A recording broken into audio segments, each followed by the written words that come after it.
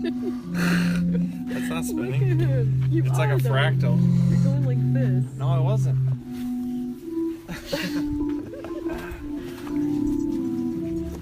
I learned to, it's so beautiful. It's so hilarious. Talk about fractals. Wait, what is fractal in nature? Whatever. I don't know what that was. Fractals? Oh, that thing? The fractal rock? Yeah, the fractal rock. Not quite. I learned about how like things being a bigger version of themselves, which is essentially what a fractal is. Like, fractal means of the same thing. Yeah, it's just like when on a and so like if you look at a tree, like a branch will look like a small version. Like a twig will look like a small version of the branch, and the branch looks like a small version of the tree, and how that affects efficiency of the system.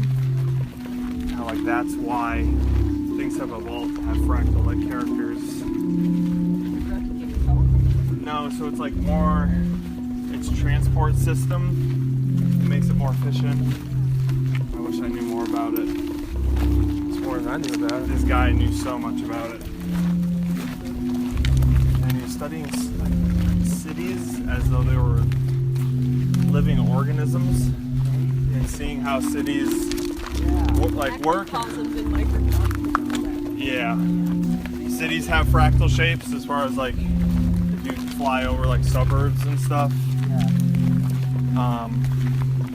And talked about how cities are very difficult to kill. Like cities can be completely devastated and they just like always come back and thrive again. It could just be part of their location though. Like if the city is in an optimal spot. Welcome to Student of Life, the game show. That was some fractal talk on a hike with some friends. We'll get up with them in a bit again. And next up, the return of one of our champions, Justin, with some football talk, some Clemson predictions, and some brotherhood talk.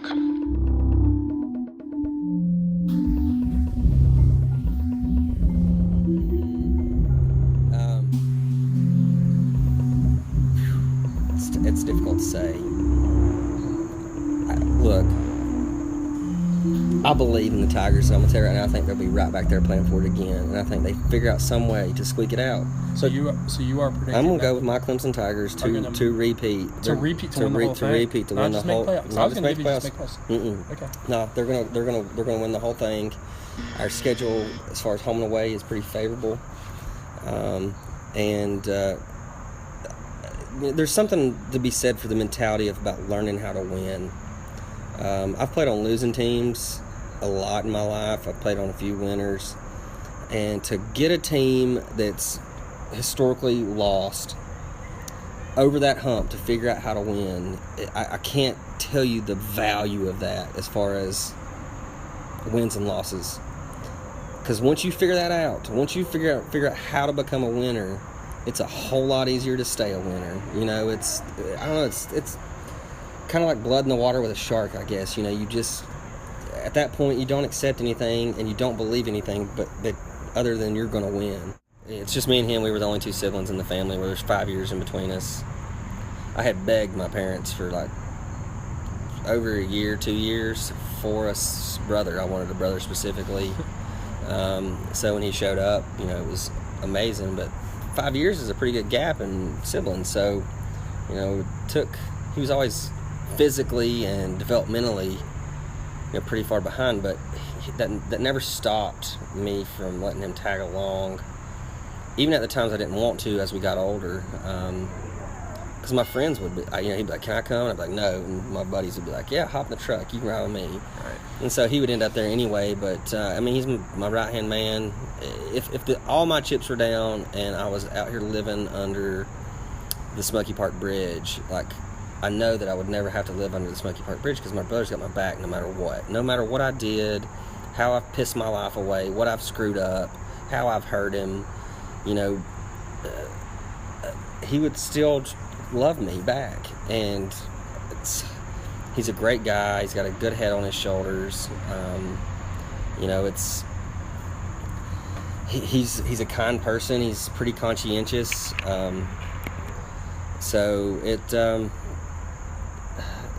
He's your brother. I mean, he's done everything. He's been there for the blood, the guts, the sweat, the tears, the trials of sorrow and suffering that we've been through. You know, we went through it together. You know, I mean, we fist fought each other 3 times as adults. You know, I mean, but it hasn't changed a thing. You know, I mean, he knows that if all those things I talked about were flipped around and he needed somebody to have his back, he knows that there wouldn't be a better person in the world. He knows not only would he have a person, but he would have a damn good one on his side. And that's how I feel about him. Not only would I just have a person or a brother, but I'd have a damn good one. You know, so that goes a long ways. You know, to be able to, because look, a lot of siblings aren't close. I don't know how many. You know, I grew up playing sports, tons of siblings, brothers, sisters, all around going to school. And, you know, I really can't name very many other siblings that are close like we are. It's like as you become an adult, they hold grudges, or, you know, they grow apart, or maybe they competed too much in their life and now they're done with it. And, you know, the easiest thing is to just never talk to that person, because how can you be in a competition if you never speak to them and there's no score being measured? You know, so look, my brother will love me no matter what I do. He accepts me for who I am, because like I'm not I would classify myself as an odd person. I'm not. I think a lot differently than most of my peer group and my community. I look at things a lot differently, which I could often be ostracized if I were to voice certain things and the ways I feel about stuff. And, you know, part of it's the culture growing up here in the mountains of Western North Carolina. I mean, I'm a redneck, you know. I mean, that's who I grew up with. I grew up with rednecks. And I don't say that as a derogatory term in the way that a non-redneck might use it. You know, to me, it's a mix of country and hippie, and, you know, it goes back to the very start of our conversation about, you know, Wilma Dykeman and the conscientiousness of environmentalism. You know, hell, we were raised that way. You know, we were rednecks, and, you know, maybe didn't use the most environmentally friendly things, but we were conscious of our trash, we were conscious of our water, we were conscious of our animals, of our neighbors, and the big picture of the world. You know, we weren't wasteful, and we were raised up that way. And you know, I won't say all the rednecks around here were raised that way. They were raised very much in a much more sheltered and a little less educationally encouraged environment. And so, you know, they didn't get. It's hard for them to put those big world issues into their minds and see it in the light that I think needs to be shown on it to truly see it. So, you know, I'm kind of meandering. I got lost here, but yeah, love my brother, love my mom, I love my friends. My friends love me back. I mean, I can count close friends that if I called them right now this second, I basically need 2 hands to count them all. I mean, it fills up, and I don't know many people that can say they have 10 best friends or 10 friends that care about each other that deeply, to where as adults, when you get in the busy hustle bustle of your life with your partner, with your kids, and you still make room for those people in your life. You don't just kind of shuck them out. Now we get back up with some friends, hiking and learning about trees. Will you talk about the way trees connect underneath ground and stuff? Like the way that they talk to each other? They do it through their roots, and a lot of it is done with fungus. And so,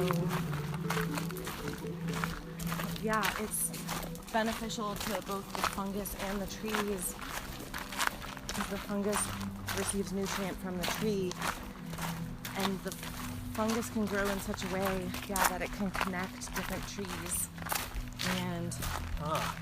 Yeah, and the whole ecosystem, like, it becomes connected in a way that if some trees are suffering, the fungus can actually, like, transport nutrients from healthy trees to less healthy trees to keep the ecosystem alive. Because it's in that organism's benefit to keep its home healthy. And what's the part about them giving signals to further force, maybe like to protect themselves, like give them warning? I've heard that's another thing that they can do through that same system. Yeah, like their allelopathic chemicals they're just hormones that trees can put into the ground that inhibit the growth of other competing tree species. Okay. So if they feel threatened, they feel stressed. So that's how they can like protect. Competition. Yeah, that's how some trees, not all trees, can do that. Right. But some. And they get the word from down the line. Hey, there's an invasive species on its way. Yeah, or maybe that particular tree just feels stressed out. Okay. And it will just like try to stave off any invaders coming into its like area. Trees are crazy. What are some other cool things you know about trees? They take a really long time to grow. They're very old, which is cool. I did research in my previous job, and my boss was a young scientist, and he came into his job and inherited this experiment from his predecessor. And the experiment was only about 3 years old when my boss inherited it. And then I asked him how long it was going to go on, and he said that he would be lucky if the experiment was finished by the time he retired, if he saw it through. Whoa. And more likely the experiment would continue to go on. They do forestry experiments that last 70 years or more. That's awesome. Yeah.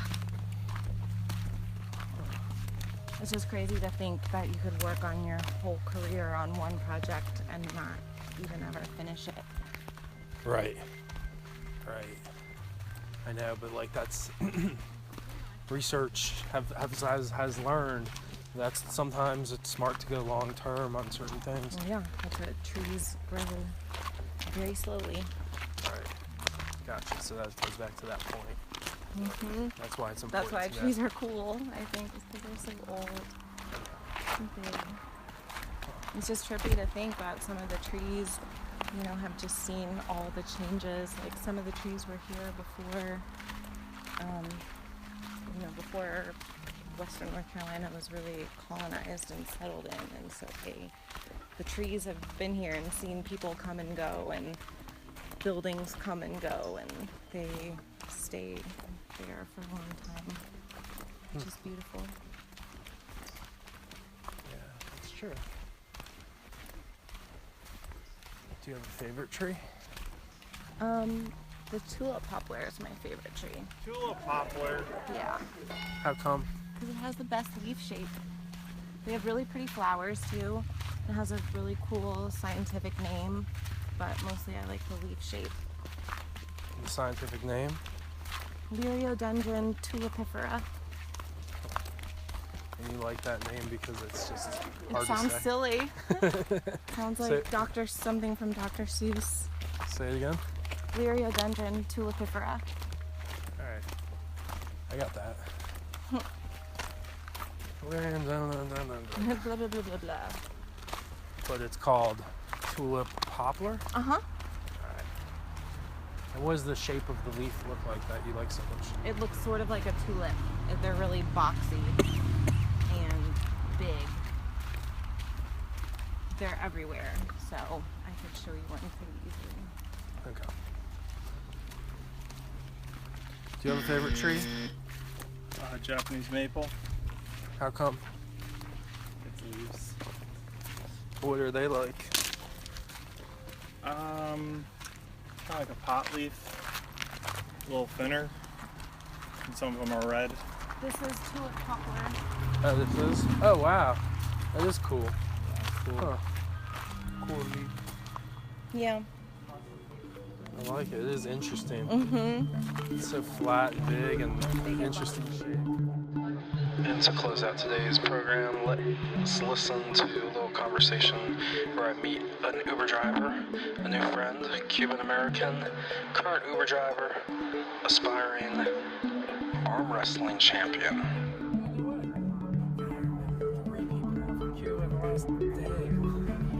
And I'm from Miami. So you're Cuban too? No, but yeah, I guess by what's the word I'm looking for? Like, if you're born in Miami, you're like automatically have a little Cuban, even if you're not really Cuban. Is that what you're saying? You can say that, yeah. So how long you been in the States? In the States, since '96 in the United States. Oh, nice. 1996, yeah. Yeah. So you like it? Oh yeah, this is a great country, man. What's some of your passions? What are you into? I like arm wrestling and driving. Arm wrestling. Is that right? Yeah. No way. Mm-hmm. So you're good, huh? Yeah. I like to train for arm wrestling. It's pretty hard. Yeah. It's pretty hard. So how do you train? Is it just lifting weights? Is it like... No, it's lifting weights, but it's also technique, and you have to do certain stuff. I've been doing it for about a year. You know? Do you enter contests? Yeah, it's regular amateur right now. Yeah, Okay. But are you shooting to get paid for it? Is that the goal? I'm shooting to go pro, but you don't get paid too much for this sport. You know, Okay. It's just a little bit. Did you ever see that movie with Sylvester Stallone? Yeah. Over the top, right? Over the top, yeah. Were you inspired by that? No. I just watching the internet. How do you call it? The competitions. And I'm like, wow, I like that. Yeah. And when I tried, and you were like, I'm strong. I could probably be good at that. Yeah. When I tried it the first time, I realized I wasn't strong. But now you've trained and you got good. And then I trained, and I haven't gotten good, but because it's a way different strength, way different training. It's nothing compared to what you think it is. So much technique involved in it, so much power. Like, these guys are so strong, and you probably wouldn't think they're that strong, and they can just tear your arm off. Jeez. Yeah, I'm nothing compared to them. I'm just training. I've been training for a year. These guys, like the real good ones, they've been training all their lives. Right. But it might be something I want to do in the future. If I could ever compete against one of them, that would be great. Yeah. Now, is there like an age peak? Like, are like the best arm wrestlers in the world like in their 20s, or is it like there's great ones that are in their 40s, or I mean, there's a lot of great guys out there, even older. Yeah. Like John Bersinski, Alan Fisher. These guys are amazing, and they're older. I mean, like they're in their 40s or something. Yeah, you watch them compete. For example, I've seen these guys in YouTube, and God, they're so strong. It's crazy. They go against a guy the size of this car, and they just hold them there like they were nothing. It's just amazing. It's amazing. Is there anything about the sport that you want to share with us that might be something that most people don't realize? Something interesting, like... Strength is not about size. I could say that about the sport. Strength is not about size. You see people over there that look like bodybuilders, and you see skinny people destroying them. Really? Destroying them. No. I mean, you can go to YouTube and watch all the professional competitions, and you can see that strength is not about size or having the biggest biceps. It's just strength. I don't know how to say. It's just strength. You see the strongest guys over there, they don't have the biggest biceps or the biggest forearms. They can just destroy anybody. Is there? Do you have some favorites? Were those older guys some of your favorites? My favorite arm wrestler is David Leroy. He's Canadian.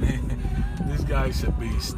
And you look at him, I never seen him in real life, just on television and YouTube. If you see this guy, he's like, his arms are long. He's a wiry guy, that type of body. He's like 6'5", 225, and this guy just has so much power. I saw him curling one time, a dumbbell, like 180-pound dumbbell. This guy took it down to here and then curled it back up. Like, who has that strength, who can curl 180 pounds. Right. And he's not a big guy with huge muscle. He has big muscles, but not huge to the point of you looking at him and saying he can curl 180 pounds. Right. It's just incredible strength. So just not judging strength on size, that would be my point for this sport. Yeah, okay. You see, and technique. Right. Because when I first went to the table just for training, I arm wrestled a skinny Filipino guy, and he destroyed me. And I'm 280 pounds. Jeez, how tall are you? I'm 6'1". I'm like, and this guy, I'm 280, 6'1", and this Filipino guy that's like 130, 140 maybe, destroyed me. Damn. And I thought I was just gonna eat him for breakfast, and he annihilated So it has a lot to do with technique. Technique and strength, because the strength you need is like right here. If I can't get you down from there, I can't get you out of there. The strength right there is crazy.